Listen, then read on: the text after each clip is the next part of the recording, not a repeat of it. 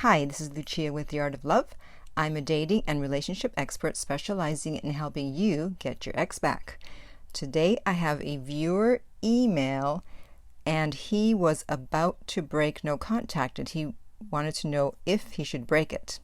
And I'm going to tell you what I told him and go through his email. But before I do that, be sure to subscribe so you don't miss out on any future videos. And while you're at it, tap the bell icon so you'll be notified when a new video is up. All right, let's get started. He says, I met a woman last summer and we instantly hit it off and told each other we're just going to focus on one another.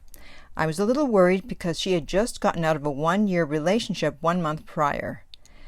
So I told her that I think we should take it slow.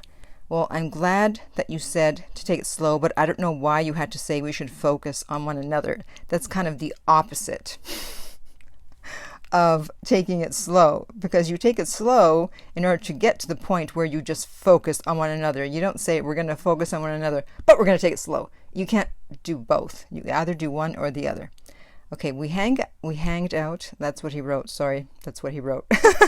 We hung out 2 times after that and continued to talk on the phone and text for about a month. I noticed she started fading away, so I let her, thinking she wasn't ready for another relationship. She canceled 2 dates on me. One was a lunch date and another was a wedding date. The wedding date was because her daughter was sick. Now, normally if someone cancels 2 dates on you, that's it. I told the story of the guy who, well, he canceled 3 dates. 3 strikes, you're out. And that was it. I ghosted him for 1.5 years. Now, she had the excuse that her daughter was sick. So we don't know if it was true. Let's assume it was. Okay, so if someone's daughter or child is sick, okay, obviously there's nothing you can do. But you just got to watch it. When someone cancels a date, bad sign, because if someone has high interest level, they can't wait to see you. They're not canceling dates. They're trying to see you, not cancel dates. So he said, I didn't want to chase her, so I gave her some space, about 2 weeks, and asked if she wanted to go to a concert, to which she agreed. We didn't talk for a week. I checked in with her to confirm the date a few days before the concert. She responded, yes, I'm still good to go. We chit-chatted for a little bit, and she told me she was about to go out with a guy for drinks. I asked her if this was like a dating guy, and she said she wasn't sure yet. Stop it. You know if it's a date. You know if it's a quote-unquote dating guy. She was sure, but she didn't want to hurt your feelings. Although bringing it up hurt your feelings, and she knew what she was doing, but she didn't care. Her interest is not that high. So he says, I thought about that for a few hours and then texted her that the date was off and I'm going to take someone else because I felt disrespected with her telling me that. A few weeks went by and I felt guilty. This is what happens when you overreact. And you overreact when you have a high interest level. As I've talked about before, when someone has an interest level above 90%, they can't control what they say, they can't control what they do. That's why you got to watch your interest level, and your job is to get their interest level high, not yours. And if your interest level is high, you better learn how to chill. Because this is what happens. Now you've already made a fool of yourself because you know you were out of line, because you were not exclusive and she had a right to go out with whoever she wanted, and you overreacted. And that makes you look bad. It makes you look needy. But then, on top of that, then he says, I felt guilty since technically we weren't together, right? And I apologized. I know I shouldn't have done that. Oh, well. Yeah, I mean, I would have just, if you still want to see her, asked her out. I mean, you did what you did. But okay. And then he puts it in an excuse. Well, she's a single mom, and I felt like she works hard, and she has a lot of responsibilities on her shoulder. I didn't want to add any stress on her if she did care about me. What has happened? Everyone has stress on their shoulders. Like, now she gets a pass because she's a single mom. It's like, come on. That's because of your high interest level. So you justify your actions with your high interest level. Anyways, moving on.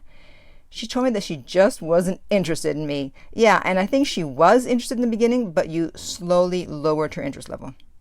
And he goes, well, it makes no sense because she agreed multiple times to hang out. Yeah, but every time you hung out, her interest level probably went down.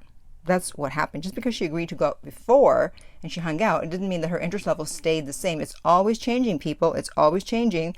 That's why you got to watch it. Watch what you say and watch what you do. He continues, I went quiet again for a few weeks, and then on Valentine's Day, I sent her a happy Valentine's Day text. He responded, or she responded, thanks, you too. I guess he didn't see my video about should you reach out to your ex on Valentine's, because then he would have known the answer would have been no. So he just keeps lowering her interest level. He just keeps making mistake after mistake after mistake. After that, he says, finally, after that, I decided to go no contact. No watching Facebook stories, no liking posts, complete no contact. Yeah, but the thing is, there was really no breakup here.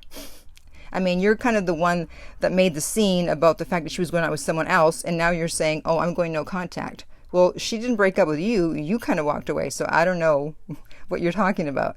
Anyways, his question after all this to me is, Mother's Day is coming up, and I'm pretty sure she's not dating anyone else. So I'm thinking about breaking no contact and asking her to a baseball game.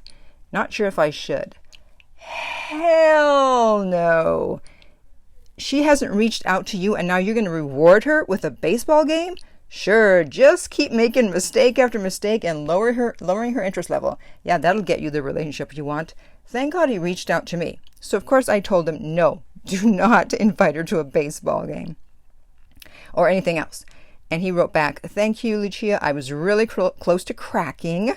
Anxiety was built up. You're a tremendous help. Well, people, you got to learn to deal with your anxiety.